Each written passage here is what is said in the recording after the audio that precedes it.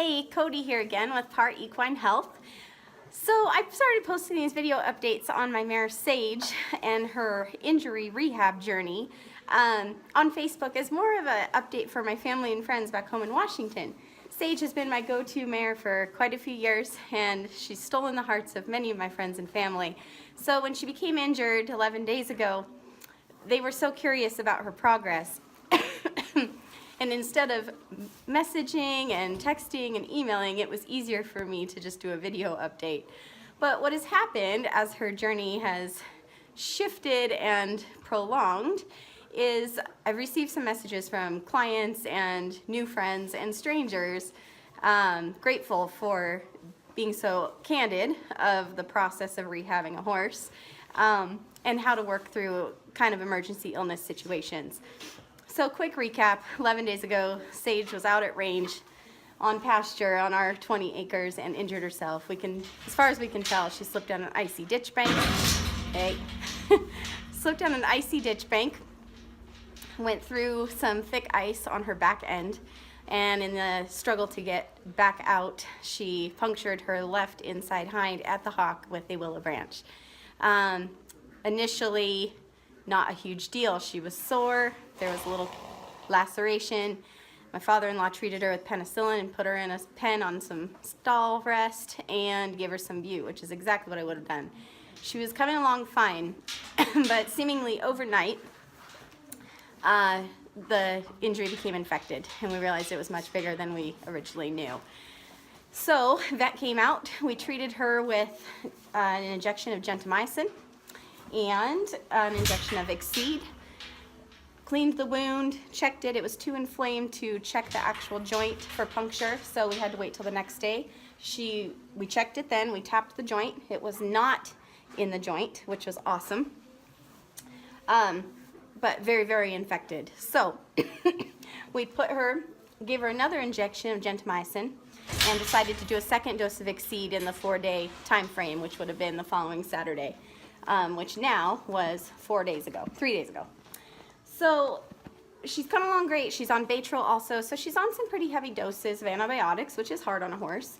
Been supporting her with some pelleted feed that's soaked in water, kind of a mash with some barley, giving her plenty of probiotics. Our horses don't wear blankets in the winter time here, as they're fit and healthy and have plenty of feed. But because she's compromised, I wanted to make sure that she was warm and not having to work any harder. Almost within 8 hours, 6 hours I would say, of the second dose of Equine, we realized she had an allergic reaction to it. Didn't have a reaction the first dose, but definitely the second. Two vets concluded, and myself, that it was a severe allergy to that specific drug. She developed a swelling on the side of her neck here, so sore she had a hard time getting her head up and down. Put some pressure on the esophagus. Her fever spiked to between 103 and 104. And she lost all ability to coordinate her gait, complete ataxia. She moved almost like, she was sound on her injured limb, which is great, but she moved as if she was sedated. Couldn't get around very easy, real labored breathing, just having a really hard time. Not herself at all. At that point, there's not much you can really do. The injection's in, it's a time release over 4 days, so we're still in that kind of go zone of that injection. She's got 1 more day until it starts to work its way out of her system. What's happened is, as a result, and a totally normal adverse reaction to that specific drug, is she's developed some esophageal ulcers. So it's made it really difficult for her to eat and drink because her mouth and throat are sore, basically. She's now eating, she can eat the really finely chopped hay, mostly the stuff that comes off the bottom of the stack. She's eating that, she's got a good appetite, she's thirsty, but she has a really hard time drinking. We are in negative temperatures this week in Montana, so it's a little bit tricky to keep water at a good temperature. She's got a heated trough in her stall here while she's on stall rest, but I'm having to fill it with hot water to keep it lukewarm, so it finds it more appealing. She's done a great job. She's a fighter and she's a tough girl. Her gait today is slightly improved. She's actually moving around her stall, as you can see. She's alert, she's more personable, which is more her normal self, and she's eating. She's got a good appetite. Still struggling with water intake, so we've got a little bit of dehydration that's set in. It's not to the point that I'm super concerned and needing IVs in her. She's getting water, just not as much as I would like. Now, we're also in sub-zero temps. It was minus 24 this morning here, so not as much of a thirst as usual for any horse. I've been syringing fluid into her mouth and then encouraging her to drink, which she does, but having to do it manually. She's not doing it on her own.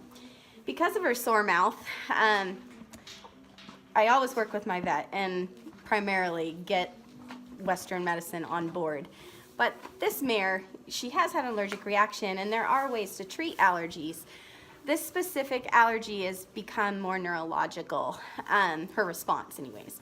So treating her with more medication and more drugs is not necessarily, in my gut, the right thing to do for this mare. So I've been treating her with some more holistic remedies, a lot of essential oils just for calming and reducing stress, and especially at that swelling site. I've also started feeding her. She gets mash really soaked, so it's got lots and lots of hydration in it, which I'm just feeding her a grass pellet with barley and probiotics, liquid probiotics on top. But I'm also trop dressing it with honey, as that's a soother for esophageal ulcers. It helps the mouth and those ulcers in the throat become less sensitive, not as sore.